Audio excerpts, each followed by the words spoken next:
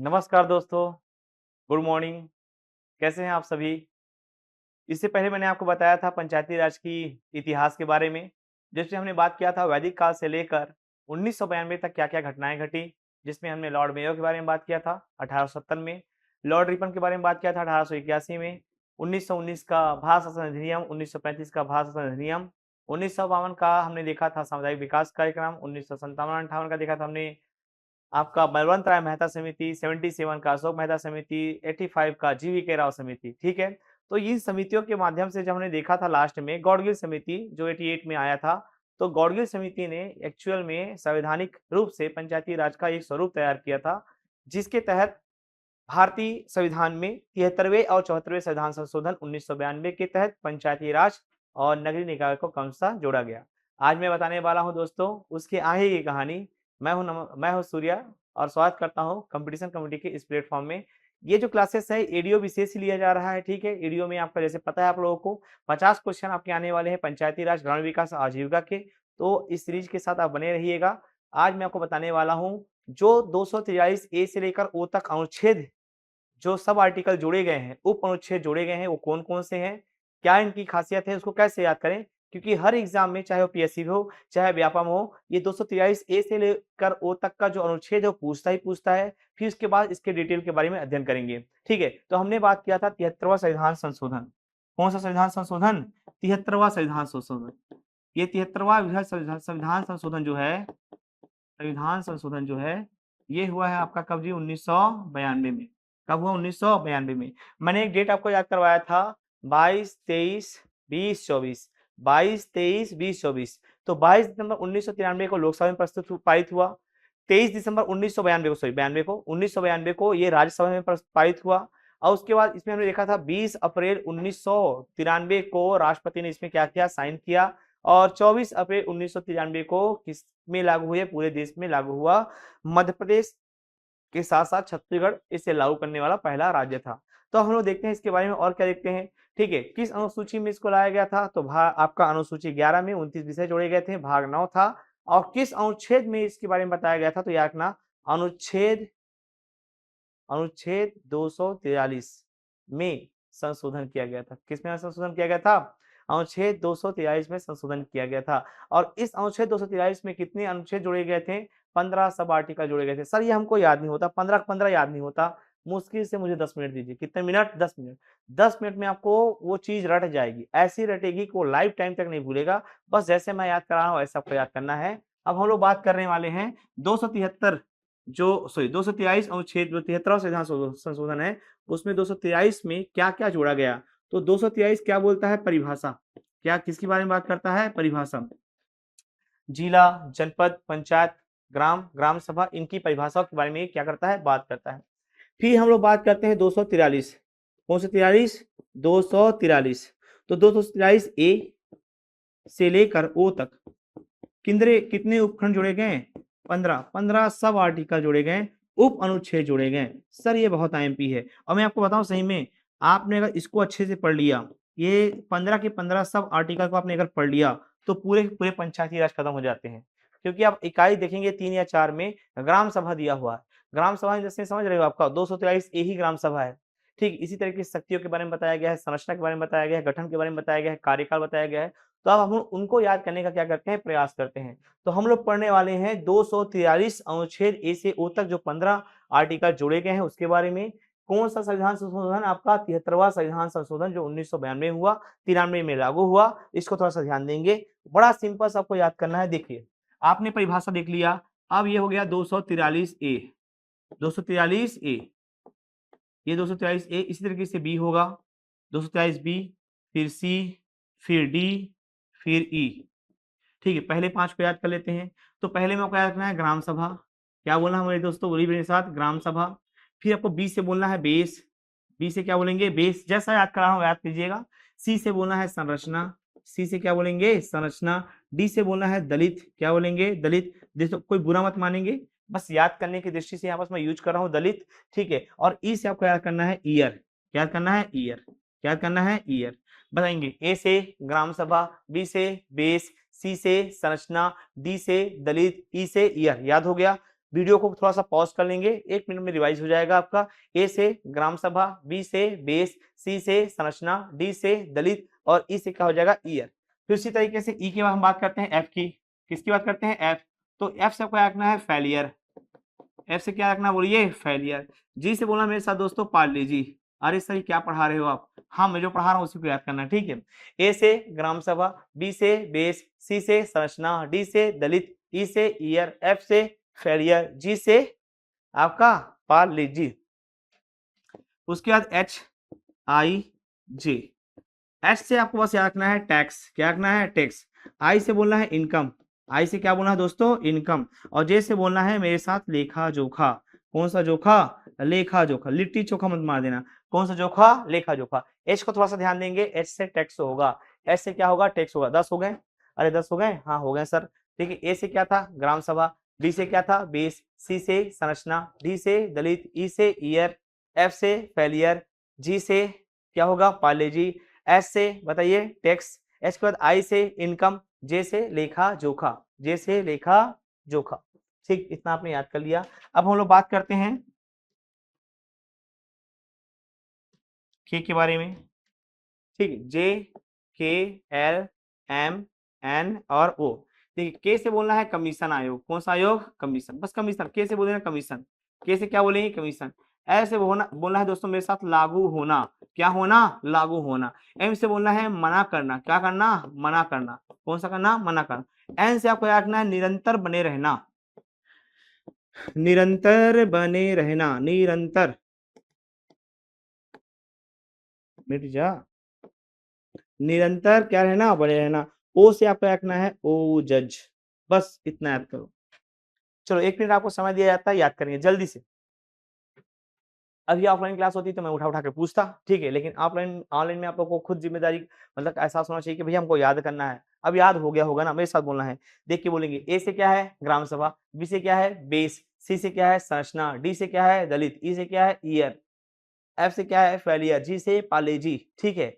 जी के बाद हम बात करते हैं एच से टैक्स, टैक्स के बाद आई के बाद आई से इनकम, जे से लेखा जोखा, के से कमीशन आयोग, ठीक है, निर्वाचन आयोग, कमीशन आयोग। फिर से एल से लागू होना, एम से लागू नहीं होना, मना करना, और नी एन से निरंतर बने रहना, ओ से क्या है? जज करना। अब मैं आपको एक्सप्लेन करता हूँ, बड़ा सिंपल से एक्सप्लेन कर रहा हूँ।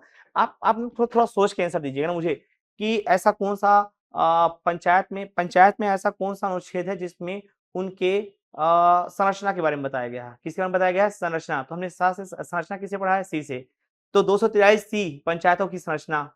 243 सी क्या हो गया? पंचायतों की संरचना। बस मैं आपको याद करूँ, आप बस सोचो बस। ऐसा कौन सा पंचायत का अनुच्छेद है? ठीक है, 243 के तहत ऐसा कौन सा अनुच्छेद है जिसमें पंचायतों में आरक्षण का प्रावधान है? आरक्षण का प्रावधान है। तो याद कीजिए आरक्षण किसको मिला है? दलित को। तो 243 डी, डी से आपको रखना है क्या? दलित। ऐसा कौन सा अनुच्छेद है जिसमें पंचायतों के कार्यकाल के बारे में बात किया गया? कार्यकाल मतलब क्या? हमने बात की है ईयर। क्या जी? ईयर। ऐसा कौन सा अनुच्छेद है? कई बार पूछा है इस एग्जाम में, इस क्वेश्चन को बहुत बार पूछा है। ऐसा कौन सा अनुच्छेद है जिसमें पंचायतों में शक्तियों का उल्लेख है? पंचायतों की शक्तियां, शक्ति भैया पाले जी खाएंगे, शक्ति आ जाएगा। अभी पानी में डुबा डुबा खाते हो ना जी, ठीक है, बोल बोल के खाते हो पानी में, तो पानी में बोल बोल क्या खाते हो? पाले जी। क्या आता है आपको? शक्ति, पावर आता है ना, पावर। तो पावर, पावर ऑफ पंचायत किसमें है आपका? पाले जी। जी जी क्या रखना है? जी। टैक्स हमने किसमें? पंचायतों में टैक्स का प्रावधान किसमें है आपका? एच में। पंचायत में वित्तीय आयोग, वित्त मतलब क्या जी आपका? इनकम। वित्त मतलब क्या है आपका? इनकम। तो वित्तीय आयोग का गठन किसमें किया गया है आपका? आई से। पंचायतों में ऑडिट, लेखा जोखा, परीक्षा, संपरीक्षण किसमें होगा आपका? बताइए। जे से। कमीशन आयोग, निर्वाचन आयोग, कौन सा आयोग? निर्वाचन आयोग। तो के से क्या बोलेंगे? कमीशन आयोग। ठीक है, इसी तरीके से आपको याद करना है, बड़ा सिंपल सा है। अब मैं शुरू से बता रहा हूँ, ठीक है, एक बार बताऊंगा, उसको लिखने की आवश्यकता नहीं है, यही याद करना जो आपको वही याद करवा रहे हैं। ए से आपको याद करना है ग्राम सभा। बोलो ए से क्या होगा? ग्राम सभा। बी से बेस, बेस मतलब पंचायतों का गठन। पंचायतों का क्या हम लोग बात कर रहे हैं? गठन। सी से क्या होगा? संरचना। क्या होगा? संरचना। सी से क्या होगा? संरचना, पंचायतों की संरचना। डी से आपको रखना है पंचायतों में किसका प्रावधान? आपका आरक्षण का प्रावधान। किसका प्रावधान? आरक्षण। अब मैं देख रहा था अभी दिसंबर 2024 में एक संशोधन हुआ आपका छत्तीसगढ़ में, पंचायती राज संशोधन हुआ, 11वां संशोधन था ये, 11 संशोधन हो चुके हैं दिसंबर 2024 तक। उसमें आरक्षण पर संशोधन किया गया। मुश्किल से 2 मिनट में समझना रहता है, लेकिन कुछ कुछ लोग होते हैं आधा आधा एक एक घंटे का वीडियो बना के रखे उसी टॉपिक पर। 2 मिनट में मैं आपको समझाऊंगा पंचायतों में आरक्षण का प्रावधान और क्या संशोधन हुआ है, बस 2 मिनट लगेगा, ठीक है। बड़ा सिंपल सा क्लास रहता है जी, पंचायती राज बहुत सिंपल सा समझने और समझाने वाला होना चाहिए। आप भरोसा रखेंगे, आपको जो याद करवा रहे हैं उसी को याद कीजिए। अभी तक जितना पढ़ा याद हो गया। ए से क्या था? ग्राम सभा, बी से क्या था? बेस, बेस मतलब गठन, सी से क्या है? संरचना, पंचायतों की संरचना, डी से दलित मतलब आरक्षण का प्रावधान। उसके बाद क्या है जी आपका? ई से ईयर मतलब कार्यकाल, ईयर मतलब कार्यकाल। हर एक अनुच्छेद को हम लोग पूरा डिस्क्राइब करेंगे, कार्यकाल से लेकर पूरे स्टोरी बताऊंगा आपको, ठीक है।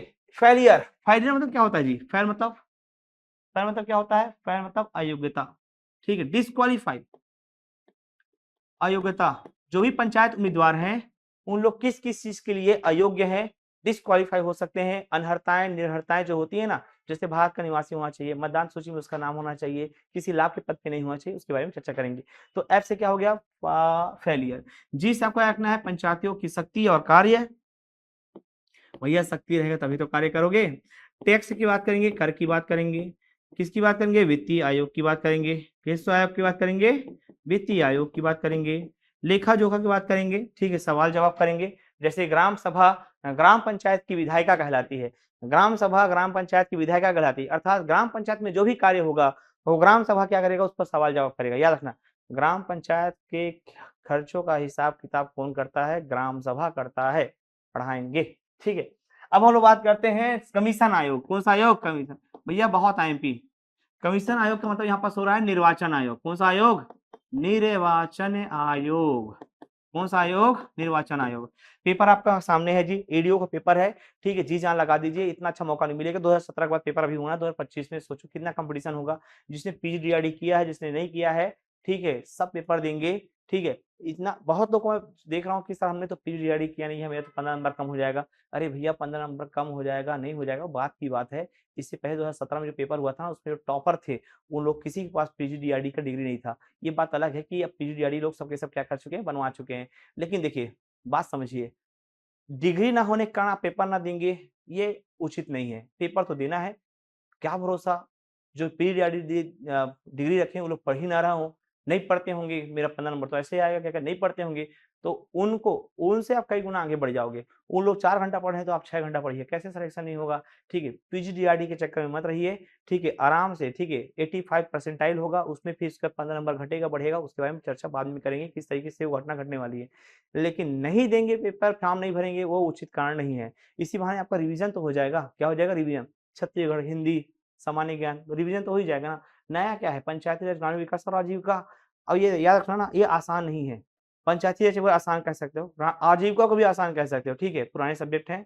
अब कृषि के बारे में बात हो रही है, लेकिन ग्रामीण विकास में भगवान इकाई 1 में ये है आपका सरकार, भारत सरकार की योजनाएं, ग्रामीण विकास मंत्रालय से संबंधित योजनाएं, 60 70 80 योजना है, कम से कम 60 70 80 योजना आपको पढ़ना है। बताइए पॉसिबल है याद कर पाना? तो कंपटीशन तो है, बट याद रखना कि जो पढ़ रहा है उसका सिलेक्शन तय है। इसलिए आपको मैं एक बार बता रहा हूँ, आपको पेपर सभी के सभी दिलवाएं, जो भी ग्रेजुएट है सबके सब पेपर अभी अभी फॉर्म डाल देंगे, ठीक है, और पेपर सबको दिलाना है, ठीक है। इसी बहाने आपका रिवीजन हो जाए, अब क्या भरोसा आपका हो भी जाए, ठीक है। तो ये सोच के चलना है।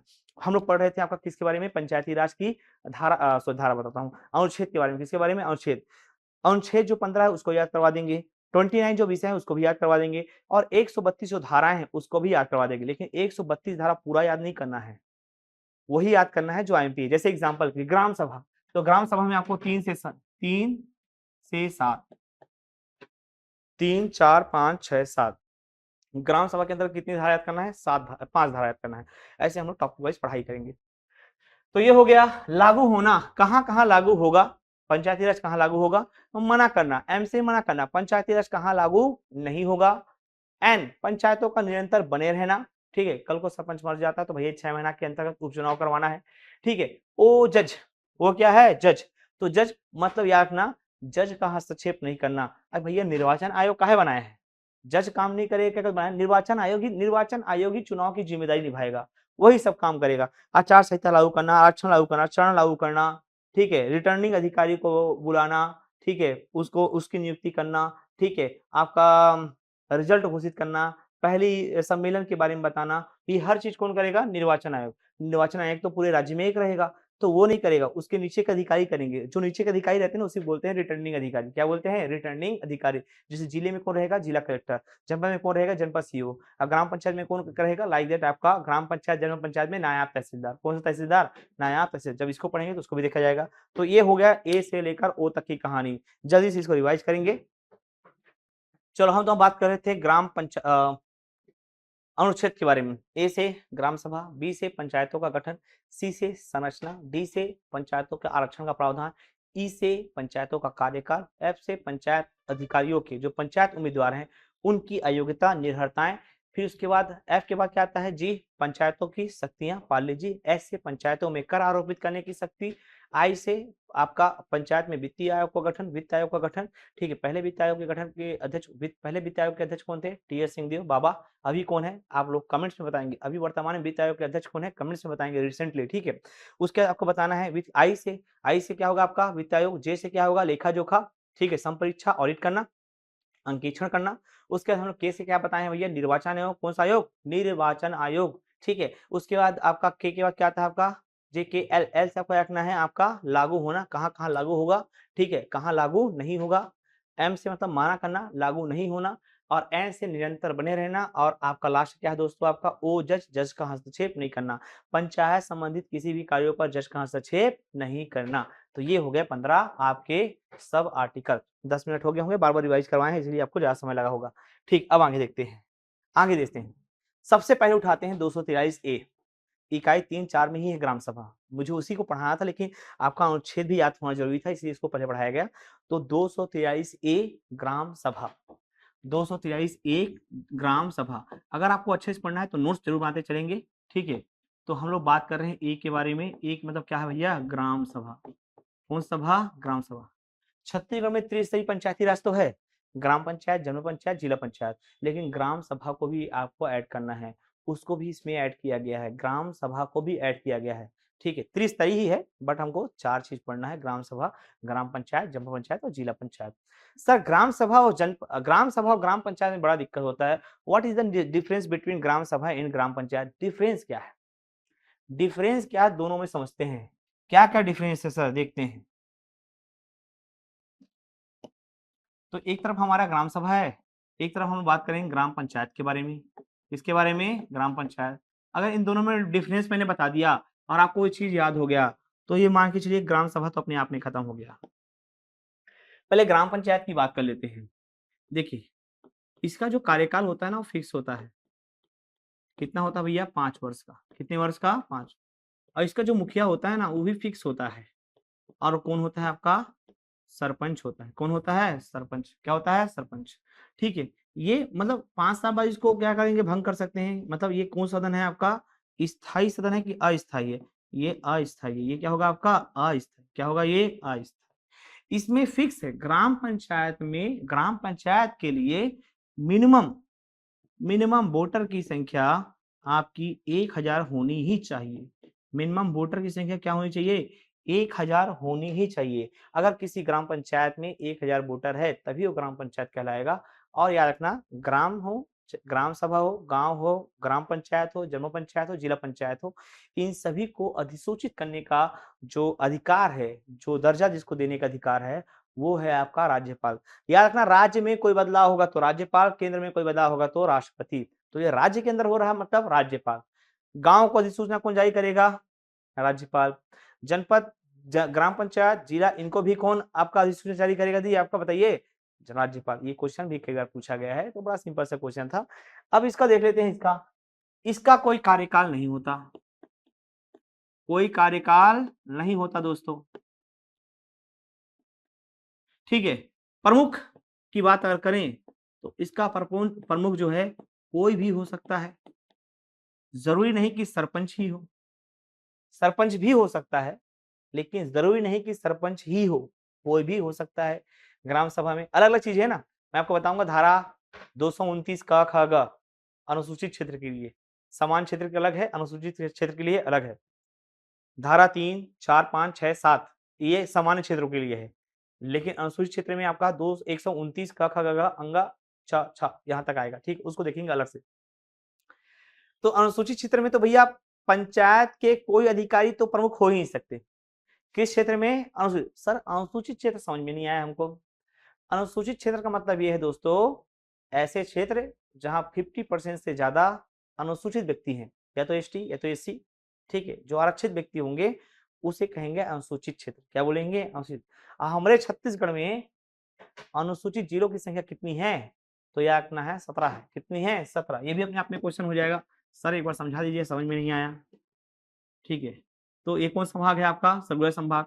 महेंद्रगढ़, कोरिया, सूरजपुर, सरगुजा, बलरामपुर, जसपुर, कितने जिले हो गए हमारे? अरे बोलो देवताओ, 6 हो गए। कांकेर, कोंडागांव, बस्तर, नारायणपुर, बीजापुर, दंतेवाड़ा और सुकमा, कितने जिले हो गए हमारे? अरे बताइए कितने हैं? 7। तो 6 7 कितने हो गए दोस्तों हमारे? ये तो हो गए 13 हो गए। कोरबा, जीपीएम, मोहेला, मानपुर, तो 13 और 3 कितने हो गए आपके? 13 3 16, और एक आपका कौन सा हो जाएगा आपका? गरियाबंद। कौन सा बंद? गरियाबंद। बड़ा सिंपल सा, याद हो गया होगा।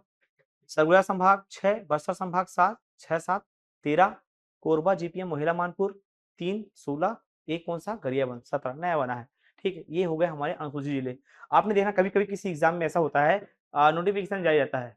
नोटिफिकेशन में ये जारी रहता है कि अगर कोई व्यक्ति विशेष, कोई विद्यार्थी अनुसूचित क्षेत्र से शामिल है, अनुसूचित क्षेत्र से सम्मिलित है, तो उनको साल भर का छूट रहेगा किसी डिप्लोमा में। जैसे कि पटवारी में आपका कंप्यूटर मांगता है, तो कंप्यूटर जो होता है ना आपका, अनुसूचित क्षेत्रों के लिए बोला जाता है कि भैया 1 साल का क्या रहेगा, इनको छूट मिला जाएगा। क्या मिलेगा? आपका छूट मिलेगा।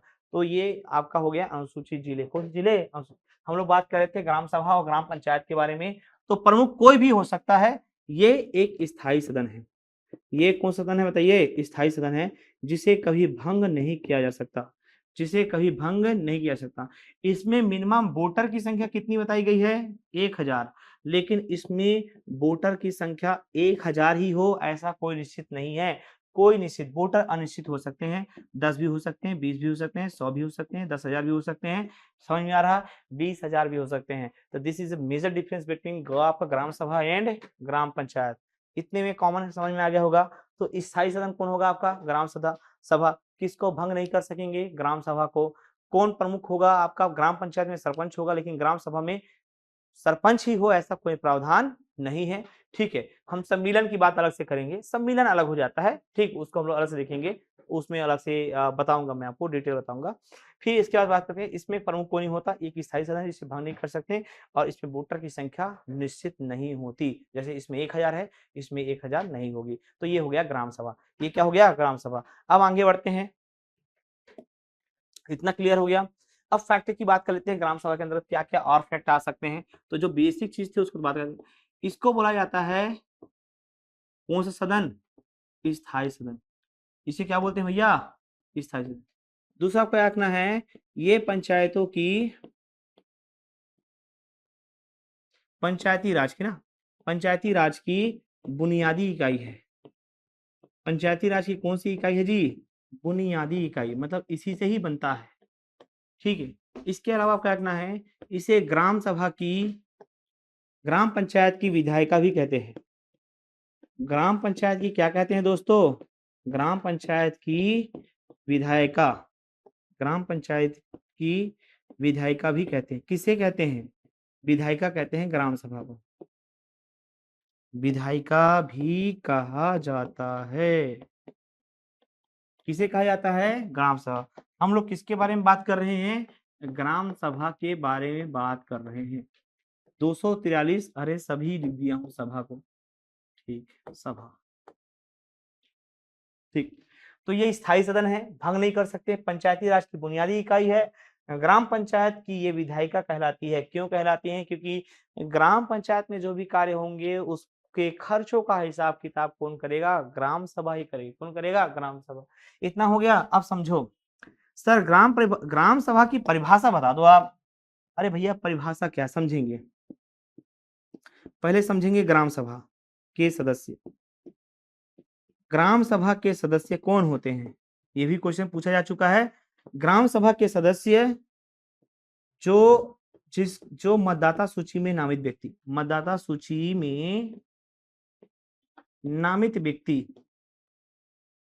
मतदाता सूची में नामित व्यक्ति क्या कहलाएंगे? ग्राम सभा के सदस्य कहलाएंगे। ग्राम सभा के सदस्य कौन कहलाते हैं? मतदाता सूची में नामित व्यक्ति। मतलब कौन? जो 18 साल से ज्यादा हो। तो 18 साल से अगर कोई ज्यादा है तो मतदाता सूची में नामित कहलाएगा? नहीं भगवान, जो मतदाता सूची में नामित, जिसका वोटर आईडी बना हो, जो वोटर आईडी बना हो, जो पंचायत की मतदाता सूची में रजिस्टर्ड हो। क्या हो? रजिस्टर्ड हो। ऐसा तो है कि 18 साल का व्यक्ति हो गया है मतलब वो मतदाता सूची में वो नामित होगा, पर करवाना पड़ता है, वोटर आईडी बनवाना पड़ता है। बहुत लोग तो ऐसे होंगे ना जो 18 साल के हो गए होंगे लेकिन आज तक उनका वोटर आईडी ना बना हो। ठीक है, तो मतदाता सूची मतलब जिसका वोटर आईडी में नाम हो, रजिस्टर्ड हो। क्या हो? रजिस्टर्ड हो। ठीक है, आपका धारा 1 2 3 4 4 बोलता है रजिस्टर्ड होना चाहिए। क्या होना चाहिए? रजिस्टर्ड होना चाहिए। आगे चलते हैं। अब ये आपको याद है, अब इसी से परिभाषा होने वाली ना। मतदाता ग्राम सभा के सदस्य जो मतदाता सूची में नामित व्यक्ति होते हैं वही मिलके ग्राम सभा कहलाते बनाते हैं। क्या बनाते हैं? कोई भी गांव में अगर मतदाता सूची में व्यक्ति नामित व्यक्ति हैं तो मिलके क्या बनाते हैं? ग्राम सभा बनाते हैं। कहने का सिंपल सा शर्त यह है कि भैया 4-5 लोग गए किसी गांव में, किसी क्षेत्र में, अपना निवास स्थान ढूंढ के वहां रहने लगे। उनकी संख्या 4-5 से 10 हो गई, 10 से 20 हो गई। वो 20 लोग ही अपने आप में क्या कहलाएंगे? ग्राम सभा कहलाएंगे, अगर वो मतदाता सूची में नामित व्यक्ति होंगे। चीजें क्लियर है? अब एक क्वेश्चन का मुझे आंसर देंगे। ठीक है, क्या ग्राम पंचायत के अंतर्गत एक से अधिक ग्राम सभाएं हो सकती हैं? यस या नो? बताइए, क्या ग्राम पंचायत में एक से अधिक ग्राम सभाएं हो सकती हैं? क्या गांव में एक से अधिक ग्राम सभा हो सकती है? बढ़िया क्वेश्चन है। ठीक, बताएंगे।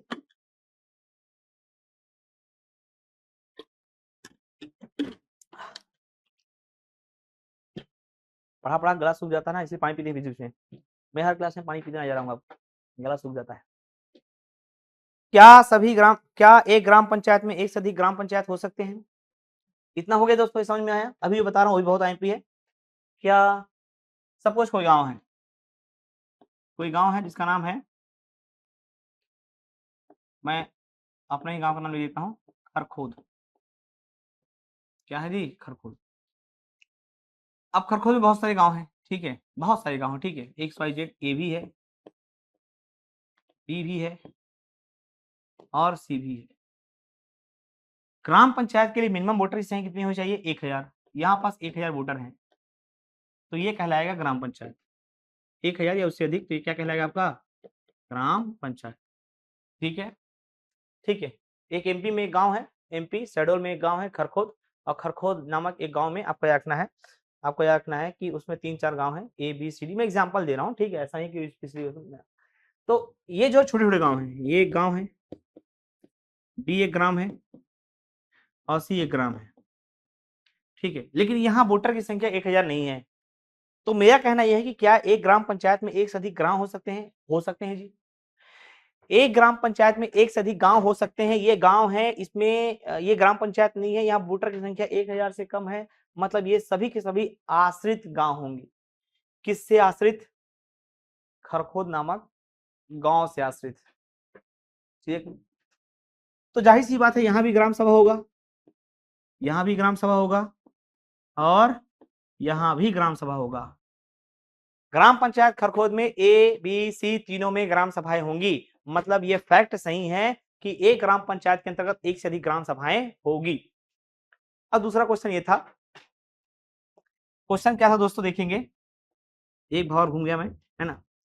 क्या एक ग्राम सभा में, क्या ये जो ए है, ए ग्राम सभा में, क्या एक एक ये ग्राम सभा है ना, ये तो ग्राम, एक गांव हो गया। ए वाले गांव में क्या एक से अधिक ग्राम सभाएं होंगी? सभा, सभा, सभा, आरा पारा मोहल्ला टोला। ठीक, ए पारा ओ पारा, हमारा पारा तुम्हारा पारा। बताइए, क्या कोई गांव है, ए गांव है, क्या वहां अलग अलग पारा में, अलग अलग टोला में ग्राम सभाएं हो सकती है? हाँ या ना? हो सकती है कि नहीं हो सकती? हो सकती है, लेकिन उसके पीछे कंडीशन है। क्या कंडीशन? सुनेंगे। अगर वो क्षेत्र सामान्य है, अगर वो क्षेत्र सामान्य है, अगर वो क्षेत्र सामान्य है, अगर वो क्षेत्र सामान्य है, तो एक गांव में एक से अधिक ग्राम सभाएं नहीं होगी।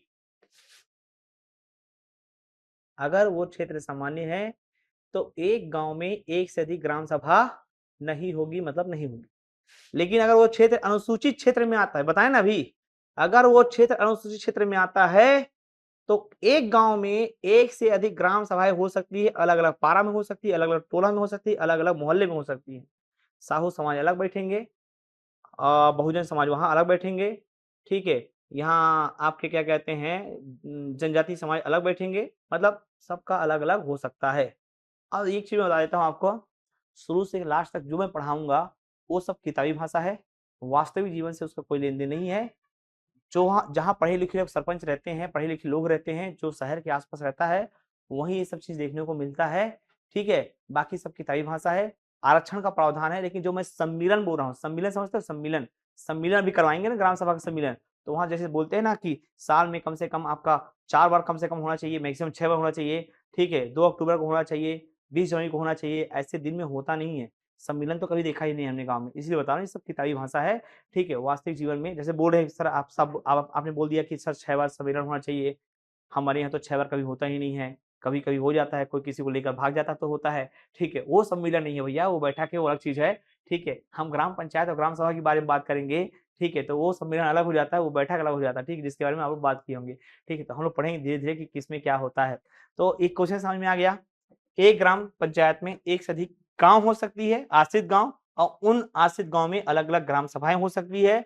अब प्रत्येक ग्राम सभा, प्रत्येक गांव में अलग अलग सभाएं होंगी कि नहीं होगी, इसका फैक्ट ये है, अगर वो क्षेत्र, अगर वो गांव सामान्य क्षेत्र से बिलोंग करता है, सामान्य जिले से बिलोंग करता है, वहां एसटी एससी की जनसंख्या 50% से कम है, तो वहां एक गांव के अंतर्गत एक से अधिक ग्राम सभाएं नहीं होंगी। लेकिन अगर वो अनुसूचित क्षेत्र है तो उस गांव में एक से अधिक अलग से अलग क्या हो सकती हैं, सभाएं हो सकती हैं। जैसे आप पढ़ेंगे स्व सहायता समूह, कौन समूह, स्व सहायता, एक गांव में कई सारे स्व सहायता समूह हो सकते हैं अगर वो अनुसूचित क्षेत्र है तो। चीजें क्लियर है। तो ये हो गया कुछ कहानी किसके बारे में, ग्राम सभा के बारे में। एक बार शुरू से रिकॉल कर रहा हूं, आप लोगों को याद करना है। ए से हमने पढ़ा है ग्राम सभा, बी से बेस, सी से संरचना, डी से दलित, ई से ईयर, एफ से अयोग्यता, एफ के बाद जी से पालेजी हमने पढ़ा था सखियों के बारे में, एस से टैक्स के बारे में बात की है, आई से वित्त आयोग, वित्तीय आयोग, और जे से लेखा जोखा, के से कमीशन मतलब निर्वाचन आयोग, ए से लागू होना, एम से लागू नहीं होना, एन से निरंतर बने रहना, ओ से जज का हस्तक्षेप नहीं करना। अब हमने पढ़ा है ग्राम सभा।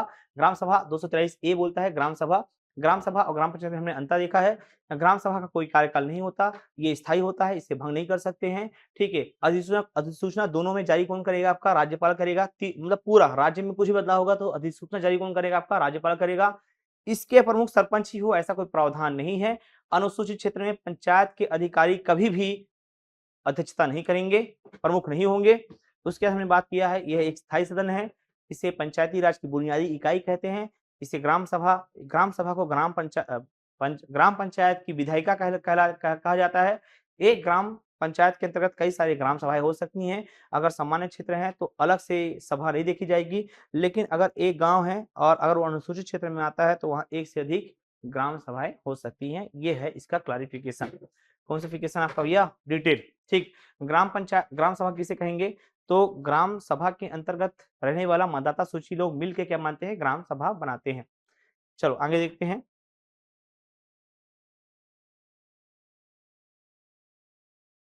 चलिए अब हम लोग बात करते हैं जो सबसे मेन क्वेश्चन रहता है इसमें का, और उसका नाम है गढ़ पूर्ति। कौन सा पूर्ति, गढ़ पूर्ति। किसकी गढ़ पूर्ति, सम्मेलन की। किसकी, सम्मेलन की। सर शुरू समझाइए, समझ में नहीं आया। एक होता है सम्मिलन, एक क्या होता है जी, सम्मिलन, और एक क्या होता है, सम्मेलन। याद रखना, ग्राम सभा के लिए हमें हमेशा सम्मीलन यूज करना है। कभी कभी से बोलते बोलते उसका उच्चारण या प्रोनाउंसिएशन जो है मैं अगर सम्मेलन कर दूं तो उसमें कंफ्यूज मत होना। ग्राम सभा के लिए हम लोग क्या यूज करेंगे, सम्मीलन। क्या यूज करेंगे, सम्मीलन, ठीक है। सम्मेलन क्या है सर, बड़े स्तर में क्या करेंगे हम लोग, सम्मेलन की बात करेंगे। बड़े स्तर में जब बैठक होगा तो सम्मेलन। छोटा स्तर है, ग्राम सभा कितना बड़ा होगा, ज्यादा ज्यादा कितने गाँव, 500-600 लोग रहेंगे, 700 लोग रहेंगे, ग्राम सभा है ना, 500-600 लोग रहेंगे, 800 लोग रहेंगे, 1000 से कम ही रहेंगे। तो उसके लिए छोटे छोटे छोटे सभाओं के लिए, छोटे सम्मेलन बैठक के लिए हम सम्मेलन यूज करते हैं। बड़े क्षेत्रों के लिए क्या यूज करेंगे, सम्मेलन यूज करेंगे। तो अभी हम लोग बात कर रहे हैं सम्मेलन के बारे में, सम्मेलन के बारे में, किसके बारे में, ग्राम सभा का सम्मेलन, ग्राम सभा का सम्मेलन, ठीक है। अब पहले चीज ये समझिए कि सर इसकी तिथि निर्धारित कौन करेगा, बुलावा कौन भेजेगा, जगह स्थान निर्धारित कौन करेगा, ठीक है। तो तिथि, जगह, स्थान, ठीक है, बुलावा, लोगों को सूचित करने का जो भी प्रावधान है ये करेगा कौन, अपना भैया सरपंच। कौन करेगा, सरपंच। सरपंच नहीं है तो कौन करेगा दोस्तों, आपका उप सरपंच। कौन करेगा, उप सरपंच। याद रखना बुलावे की बात हो रही ना। और उप सरपंच नहीं रहेगा तो कौन बुलाएगा उसको, सचिव। सम्मेलन को बुलावा कौन देगा, आपका बैठक कहाँ होना है, कब होना है, ये निर्धारित कौन करेगा, सरपंच। सरपंच नहीं है तो उप सरपंच, उप सरपंच नहीं है तो कौन है आपका, सचिव। अब आपको रखना है इस सम्मेलन की अध्यक्षता कौन करेगा सर, तो सेम टू सेम मत उतार देना। इस सम्मेलन की अध्यक्षता कौन करेगा, तो दो तर्क है, एक है सामान्य क्षेत्र, एक कौन सा क्षेत्र है दोस्तों, सामान्य क्षेत्र, और एक कौन सा रहेगा आपका, आरक्षित क्षेत्र। कौन सा क्षेत्र है, आरक्षित क्षेत्र। दोनों में कंफ्यूजन बहुत होता ना। सामान्य क्षेत्र में जो अध्यक्ष बैठक का अध्यक्षता करेगा, सम्मेलन का अध्यक्षता करेगा, वो कौन करेगा, सरपंच। सरपंच नहीं है तो उप सरपंच, और उप सरपंच नहीं है तो कौन करेगा जी, सचिव। ना, गलती नहीं करना, सचिव कभी भी किसी सम्मेलन की अध्यक्षता नहीं करेगा। तो कौन करेगा, अपने में से कोई एक। बैठक में अपने में से कोई एक, जिसे बहुमत से बोला गया है कि भैया आज आप अध्यक्षता कीजिए, ठीक है। अब ये हो गया। अनुसूचित क्षेत्र या आरक्षित क्षेत्र में आपका कौन करेगा सर, तो इसको देख लेते हैं, लगे हाथ। तो पंचायत पद अधिकारी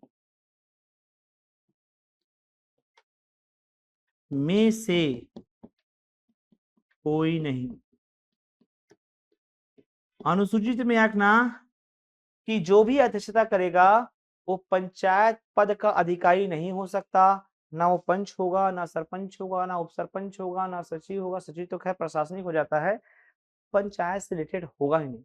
तो करेगा कौन सर, वही अपने में से कोई एक, और इन्हीं लोग ही करेंगे ना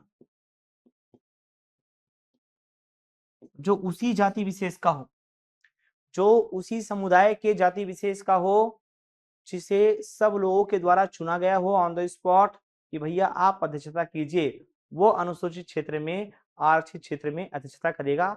या रखना, आरक्षित क्षेत्र में पंचायत उम्मीदवार आपका अध्यक्षता नहीं करेंगे और सचिव कभी अध्यक्षता नहीं करेगा। आगे चले, तो ये बैठक हो गया, बुलावा आ गया है, अध्यक्षता की बात करते हैं, ठीक है। बैठक कब बुलाएंगे, 7 दिन पहले बुलाएंगे, इसको याद रखिएगा।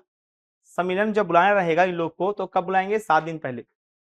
इमरजेंसी बुला रहे हैं तो 3 दिन पहले बुलाना रहेगा, ठीक है। लेकिन ये नहीं कि भैया चलो चलो चलो उठो उठो का तुरंत जाना है, ऐसा हो ही नहीं होगा। आपका सामान्य बैठक में 7 दिन पहले, इसको नोट कर लेंगे, सामान्य बैठक में 7 दिन पहले, और इमरजेंसी जैसे बुलाना है ऑन द स्पॉट तो 3 दिन पहले सूचना देना ही पड़ेगा। अब बात करते हैं सर सम्मेलन की गढ़ पूर्ति। पूरे क्लास का सबसे आईएमपी टॉपिक है ये, आना ही है क्वेश्चन। कोरम, गढ़ पूर्ति मतलब क्या होता है, को कहा गया भैया, कोरम। क्या है कोरम, सर ये क्या है समझ में नहीं आया, इसीलिए तो पढ़ा रहे भैया, एक एक शब्द को समझना आपको, आसान ही है, पढ़ोगे समझ में नहीं आएगा। अब समझो एक शब्द, एक आसान शब्द, वह न्यूनतम जनसंख्या जिससे गढ़पुर, वह न्यूनतम जनसंख्या जिससे सम्मेलन की शुरुआत की जा सके, वह न्यूनतम जनसंख्या जिससे सम्मेलन की शुरुआत की। अब हम टीचरों के लिए क्या है, स्टूडेंट चाहे 1 रहे या 100 रहे या 200 रहे, क्लास तो शुरू करना पड़ेगा, ठीक है। तो हमारे लिए क्या है, न्यूनतम से एक भी आ जाएगा तो पढ़ा देंगे, और नहीं भी आएंगे तो भी ऑनलाइन पढ़ा देंगे, ठीक है। तो हमारे लिए गण पूर्ति क्या है, अलग है। तो वह न्यूनतम जनसंख्या जिससे सम्मेलन की शुरुआत की जा सके क्या कहलाएगा, गण पूर्ति कहलाएगा, ठीक है। तो ये है आपका, वह न्यूनतम जनसंख्या जिससे सम्मेलन की शुरुआत की जा सके, सम्मेलन की शुरुआत की जा सके। अब कितनी जनसंख्या, अब इसी को समझना है, कितनी जनसंख्या। तो पहले देखते हैं सामान्य क्षेत्रों के लिए। किस क्षेत्र के लिए? सामान्य क्षेत्र के लिए। सामान्य क्षेत्र आरक्षित क्षेत्र में अंतर तो नहीं है दोस्तों, समझ में आ गया ना। पूरा मध्य का मैदानी भाग स्पेशली कोरबा, जीपीएम और मोहिला, मानपुर और गरियाबंद को छोड़कर आपका पूरे जिले इसमें शामिल रहेंगे। मध्य के मैदानी भाग में बिलासपुर संभाग, रायपुर संभाग, दुर्ग संभाग, बस याद रखना सरगुजा और बस्तर संभाग में वो पूरा पूरा क्या है आपका अनुसूचित क्षेत्र में आता है।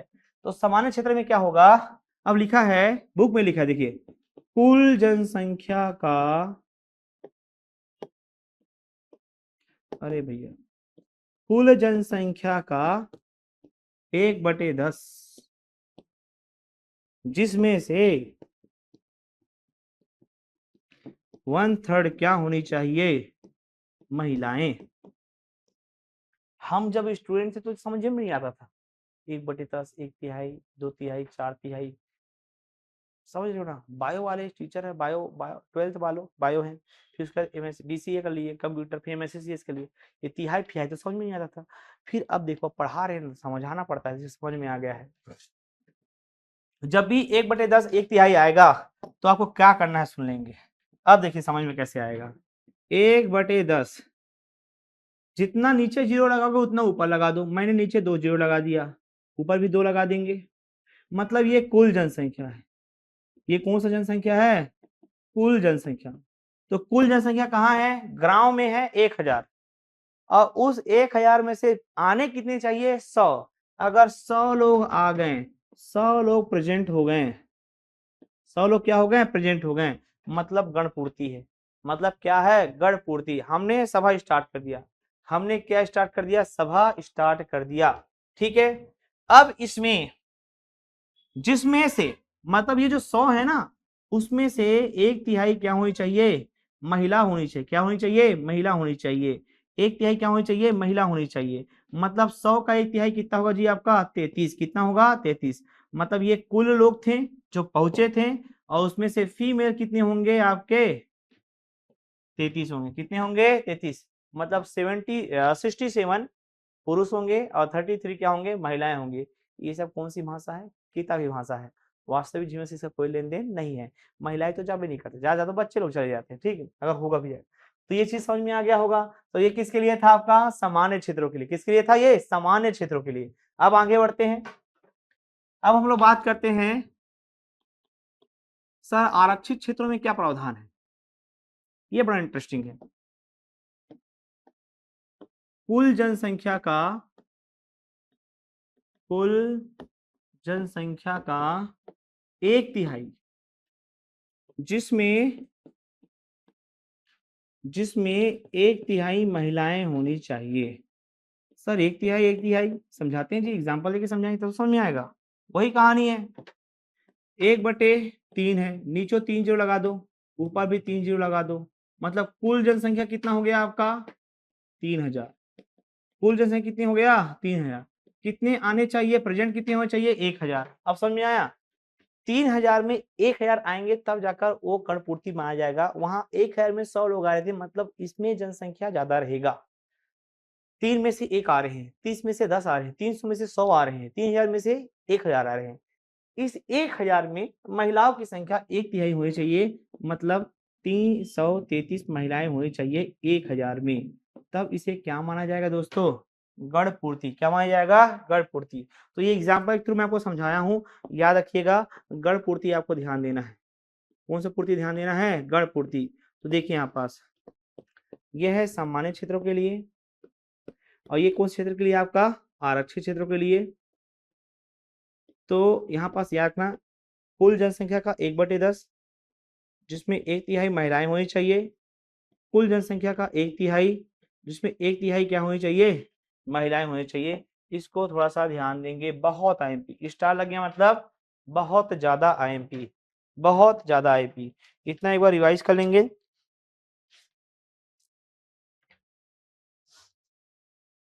क्लियर है। अब इसके बाद क्या घटना घटी, इसको भी देख लेते हैं। ये तो ग्राम सभा के लिए हो गया, ये किसके लिए होगा? ग्राम सभा। लेकिन अगर पूछ दिया दोस्तों आप लोगों से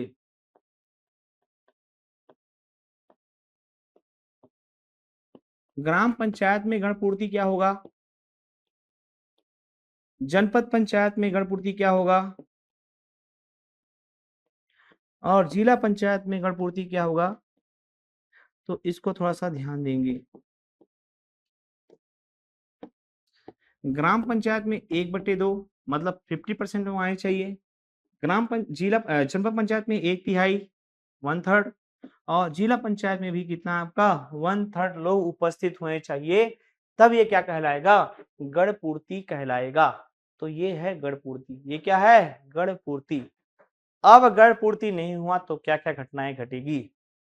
अब गण पूर्ति नहीं हुआ तो क्या-क्या घटना घटेगी? ठीक है। क्या सरपंच को निकाल दिया जाएगा? क्या उप सरपंच को निकाल दिया जाएगा? क्या उसके खिलाफ आदेश जारी किया जाएगा? क्या उनको और मौका मिलेगा? निकालने से पहले क्या उनको अपील करने का मौका मिलेगा कि नहीं मिलेगा? संयुक्त सम्मेलन क्या होता है? वार्षिक सम्मेलन क्या होता है? कब-कब सम्मेलन होना अनिवार्य है? क्या साल में 6 बार ही सम्मेलन हो सकता है? क्या हर 3 महीने में 1 बार सम्मेलन होना अनिवार्य है? मिनिमम 4 बार होना अनिवार्य है, मैक्सिमम 6 बार होना अनिवार्य है। क्या 6 से अधिक 7वीं 8वीं बार हो सकता है कि नहीं हो सकता है? और हो सकता है तो कैसे हो सकता है? तो ये जो सम्मेलन की एक अलग से मैं क्लास लेके आऊँगा, इसके बाद में लेकर आऊँगा, ठीक है? और उसी में हम लोग पढ़ने वालेंगे जे वार्षिक सम्मेलन क्या होता है, संयुक्त सम्मेलन क्या होता है, ठीक है? सम्मेलन में गढ़पूर्ति नहीं होगा तो क्या होगा? एक्स्ट्रा सम्मेलन अगर करवाना होगा तो कैसे-कैसे प्रोसेस है, इसके बारे में मैं नेक्स्ट क्लास में वीडियो लेकर आने वाला हूँ, ठीक है? और उसी में हम लोग पढ़ने वाले हैं 243 बी पंचायतों का गठन, 243 सी पंचायतों की संरचना, 243 डी पंचायतों में आरक्षण का प्रावधान, ठीक है? ऐसे मतलब 5-5 को लेकर चलेंगे, ठीक है? आपका 30 से 40 मिनट का वीडियो रहेगा, इतना सफिशिएंट रहेगा, आराम से पढ़ेंगे, कोई जल्दीबाजी नहीं है, ठीक है? बशर्ते आपको ना अच्छे से याद करना है और प्लीज़ जो है ना, आप लोग इसको शेयर किया करो, लाइक किया करो, ठीक है? और कमेंट्स ज़रूर किया करो, आपके कमेंट्स मैं बाकायदा पढ़ता हूँ, मुझे आपके कमेंट्स पढ़ के मुझे खुशी होती है कि लोग मुझे पसंद कर रहे हैं, अच्छा लग रहा है, ठीक है? पढ़ने से क्या होता है ना मतलब लगता है कि हाँ भैया हम जो मेहनत कर रहे हैं ना, अब मेहनत क्या करना है यार, सालों-साल से पढ़ा रहे हैं, ठीक है? तो लेकिन ये है ना कि एक होता है ना आपकी सामने वाले से उम्मीद रहती है कि भैया उनको लगा कैसे? अब ऑफलाइन में रहेगा तो चेहरे देख के समझ में आ जाता है कि समझ में आया, उनको अच्छा लगा, ऐसा है। लेकिन ऑनलाइन में जैसे आप रिकॉर्ड करके वीडियो डाल रहे हैं, ठीक है? तो रिकॉर्ड हो या लाइव क्लास हो तो आपको बताना है कमेंट्स करके कि क्या कैसा लग रहा है, ठीक है? और जुड़े रहेंगे। Thank you so much. Next video के लिए तैयार रहेंगे। मैं आने वाला हूँ नेक्स्ट वीडियो के साथ। Thank you so much.